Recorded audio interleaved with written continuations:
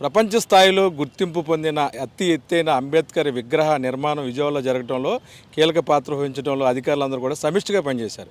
అయితే ప్రత్యేకించి మా విజయవాడ నగరంలో విజయవాడ నగర మున్సిపల్ కమిషనర్గా స్వప్నిల్ దినకర్ వచ్చిన తర్వాత చాలా వరకు కూడాను విజయవాడలో క్లీన్ అండ్ గ్రీన్ విషయంలో చాలా అద్భుతమైన ఫలితాలని సాధించారు కమిషనర్ గారు. ఈ నేపథ్యంలో సార్ చెప్పండి, చాలా అతి ఎత్తైన అంబేద్కర్ విగ్రహాన్ని విజయవాడలో రావడంలో సీఎం గారు కృషి చేస్తే దానికి ఇంత ఏదైతే బ్యాక్గ్రౌండ్ వర్క్ ఉందో అందులో మీరు చాలా కష్టపడ్డారని చెప్పి సిబ్బంది అంతా చెప్తున్నారు.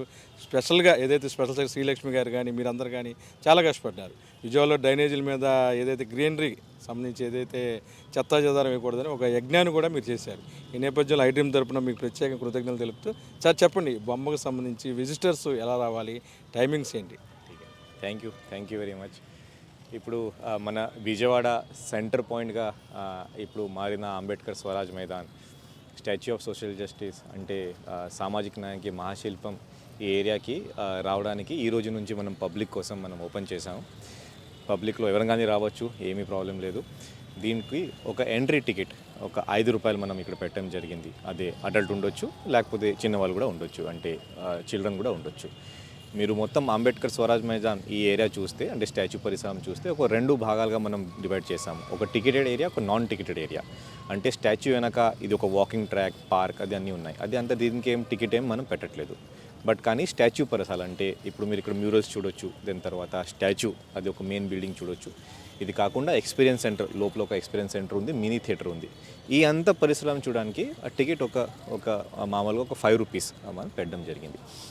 దీనికి మెయిన్ టైమింగ్స్ అంటే పొద్దున 10 గంటల నుంచి సాయంత్రం 8 వరకు పెట్టడం జరిగింది.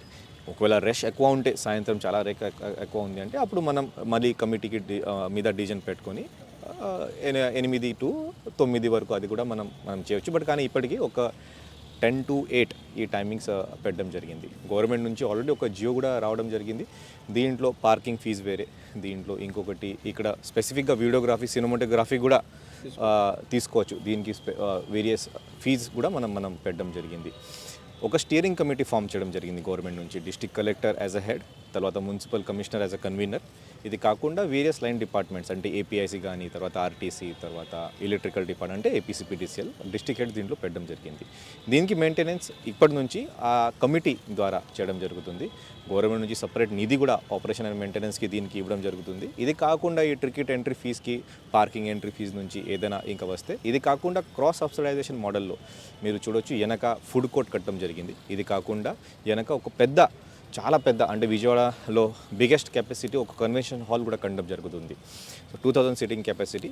అది కట్టిన తర్వాత అక్కడి నుంచి వచ్చిన ఆదాయం కూడా ఇక్కడ క్రాస్ సబ్సిడైజేషన్కి అది ఒక ఆలోచన ఉంది. సో పబ్లిక్ గురించి చెప్పాలి అంటే మీరు పొద్దున 10 నుంచి 8 వరకు ఎప్పుడైనా ఇక్కడ రావచ్చు. చాలా మంచిగా ఇక్కడ వచ్చి మ్యూరల్స్ చూడడం, ఎక్స్పీరియన్స్ సెంటర్ చూడడం, అంబేద్కర్ స్టాచ్యూతో పాటు ఒక మంచి సెల్ఫీ తీసుకోవడం, మళ్ళీ వెనక మీ ఇంటికి వెళ్ళి మీ ఫ్రెండ్స్కి దీని గురించి చెప్పడం దయచేసి అందరూ మీరు చేయాలి. ఈరోజు కొద్దిగా 10 కాకుండా మనం 2 గంటల నుంచి ఓపెన్ చేసాం. ఎందుకనే నిన్న చాలా పెద్ద ప్రోగ్రామ్ జరిగింది. కొన్ని ఐటమ్స్, కొన్ని క్లీనింగ్, ఈ స్పీకర్స్ కానీ, మైక్స్ కానీ, ఈ డయస్ కానీ ఇక్కడ లోపల ఉంది కాబట్టి అది రిమూవ్ చేయడానికి 2 వరకు మన పర్మిషన్ అవ్వడం. సో 2 నుంచి 8 వరకు ఈరోజు కూడా పబ్లిక్ విజిట్ చేయొచ్చు. చెప్పండి, ఎంతమంది సిబ్బంది అంటే విజిటర్స్ కూడా ఎక్కువ వస్తున్న నేపథ్యంలో క్లీనింగ్ది చాలా ప్రాసెస్గా ఉంటుంది కాబట్టి దానికి సంబంధించి ఎటువంటి చర్యలు తీసుకున్నారు? సో ఇక్కడ మన సిబ్బంది 2 రకాలు కావాలి. ఒకటి సెక్యూరిటీ సిబ్బంది, ఇంకొకటి క్లీనింగ్ సిబ్బంది. సో క్లీనింగ్ సిబ్బంది గురించి చెప్పాలంటే బయట పార్కింగ్ ఏరియాకి ఒక 15 మంది, లోపల అంటే ఈ మ్యూరల్ ఉన్న ఏరియాకి ఒక 10 మంది, ఇంకొకటి ఎక్స్పీరియన్స్ సెంటర్కి సపరేట్ బ్యాచ్ ఒక 10 మంది మనం పెట్టాము. లోపల ఎక్స్పీరియన్స్ సెంటర్కి స్పెషలైజ్ ఏజెన్సీకి మనం వర్క్ ఇవ్వడం జరిగింది. ఇక్కడ లోపల అంటే ఈ మ్యూరల్స్ దగ్గర, పార్కింగ్ ఏరియా దగ్గర విజయవాడ మున్సిపల్ కార్పొరేషన్ ప్రస్తుతానికి ఇచ్చాం. బట్ కానీ ఫ్యూచర్లో అది కూడా అవుట్సోర్సింగ్ కింద మనం వేరియస్ అంటే ప్రైవేట్ కంపెనీకి మనం ఇస్తున్నాం, అంటే క్లీనింగ్ పర్పస్ వరకు. ఇది కాకుండా సెక్యూరిటీ ఏజెన్సీకి కూడా ఒక 25 మంది ఇక్కడ పెట్టడం జరిగింది. మరి ముఖ్యంగా మన టికెట్ కౌంటర్ దగ్గర, తర్వాత గేట్స్ దగ్గర. ఇంకొకటి పబ్లిక్కి మీ ద్వారా నేను చెప్పబోతున్నాను, బందర్ రోడ్ వైపు ఉన్న గేట్స్ మనం పబ్లిక్ కోసం ఓపెన్ చేయట్లేదు. ఎందుకని అక్కడ పార్కింగ్ స్పేస్ లేదు. మళ్ళీ పార్కింగ్ స్పేస్ లేక మీరు బందర్ రోడ్లో బండి పార్క్ చేయడం జరుగుతుంది. కాబట్టి ఇక్కడ కలెక్టర్ క్యాంప్ ఆఫీస్ వైపు అంటే పింగల్ వెంకియా స్ట్రీట్ మార్గం మనం చెప్తాం అదే. సో కలెక్టర్ క్యాంప్ ఆఫీస్ వైపు నుంచి అంటే ఈస్ట్ అంటాం, ఈస్ట్ వైపు నుంచి గేట్ నెంబర్ 3 నుంచి పబ్లిక్కి ఎంట్రీ ఇవ్వడం జరుగుతుంది. అక్కడ నుంచి మీరు ఇక్కడ వచ్చి టికెట్ కౌంటర్ కూడా దగ్గరనే ఇక్కడ ఉంది, అక్కడ టికెట్ కొనేసి మీరు లోపలికి వచ్చి ఇక్కడ నుంచి బయట మీరు వెళ్ళొచ్చు. చెప్పండి, మొత్తం క్లీన్ విషయంలో చాలా జాగ్రత్తలు తీసుకుంటారు మీరు. ఏదైతే స్ట్రైక్ విషయంలో కూడాను ప్రైవేట్గా మీరే కొంతమంది నియమించడం, రాత్రులు కూడా వచ్చి విజయవాడ నగరం శుభ్రం చేయడంలో కీలక పాత్ర వహించారు. అంటే ఈ కమిట్మెంట్ ఎలా వచ్చింది? విజయవాడ నీళ్లు గొప్పతనమా, లేకపోతే స్వప్నిల్ దినకర్ ముందు నుంచి కూడా అంతేనా? అంటే అలా ఏం లేదు. అంటే మున్సిపల్ కమిషనర్కి ముఖ్య ఉద్దేశం అంటే క్లీన్ సిటీ అంటే నగరం శుభ్రం ఉండడం, అది మున్సిపల్ కమిషనర్కి అది ఫస్ట్ జాబ్లో ఫస్ట్ రెస్పాన్సిబిలిటీ. అదే కాకుండా రెవెన్యూ కూడా తీసుకురావాలి, అది కూడా ఉంది. బట్ కానీ ముందుగా మనం పబ్లిక్కి బేసిక్ సర్వీసెస్ ఇవ్వాలి. బేసిక్ సర్వీసెస్లో ఏంటి, క్లీనినెస్ ఒకటి, తర్వాత డ్రింకింగ్ వాటర్, ఎలక్ట్రిసిటీ, అంటే స్ట్రీట్ లైట్స్, అదే ముఖ్యమైన అంశం. దీంట్లో మరీ ముఖ్యంగా మార్పు తీసుకురావాలి, లేకపోతే ఒక సిటీకి మంచి లుక్ రావాలి అంటే గ్రీనరీ చాలా ఇంపార్టెంట్, క్లీనినెస్ చాలా ఇంపార్టెంట్. కాబట్టి ఆ రెండు అంశం మీద మనం ఫోకస్ పెట్టినాము. దీంట్లో ఇంకా భారీ ఖర్చు కూడా మనం పెట్టడానికి అవసరం లేదు. మన ఉన్న స్టాఫ్తోనే, ఉన్న సూపర్విజన్తోనే మనం బాగా కొంచెం ఇంకా టెక్నాలజీ వాడుకొని కొద్దిగా ఫీల్డ్లో ఎక్కువ టైం ఉంటే మనం చాలా మంచిగా మార్పు మనం తీసుకురావచ్చు. కాబట్టి ఇంకొకటి అంటే విజయవాడ పబ్లిక్ కూడా చాలా థ్యాంక్స్ చెప్పాలి. మనం చేసిన ప్రతి ఒక్క పనికి వాళ్ళ బాగా స్పందించారు. మనం చెప్పాము జాతీయ కెనాల్స్లో చెత్త వేయకూడదు, 90% వరకు ఆపేశారు. మనం చెప్పాము రోడ్డు మీద డస్ట్బిన్స్ మనం ఇప్పుడు పెట్టట్లేదు, దయచేసి మీ ఇంట్లో ఉన్న చెత్త ఈ క్లాబ్ వెహికల్కి మాత్రమే ఇవ్వాలి, మీ శానిటరీ సిబ్బందికి మాత్రమే ఇవ్వాలి. చాలా వరకు అది మార్పు వచ్చేసింది. సో విజయవాడ చేంజ్ అయింది. సో విజయవాడ పబ్లిక్ రిప్రజెంటేటివ్స్కి, ఇక్కడ ఉన్న ఎమ్మెల్యేస్కి, మరీ ముఖ్యంగా మన ఆనరబుల్ సీఎం సార్కి ఇది థ్యాంక్స్ చెప్పాలి. యాక్చువల్లీ వాళ్ళ సపోర్ట్తోనే మన కార్పొరేషన్ సిబ్బంది పనిచేస్తారు.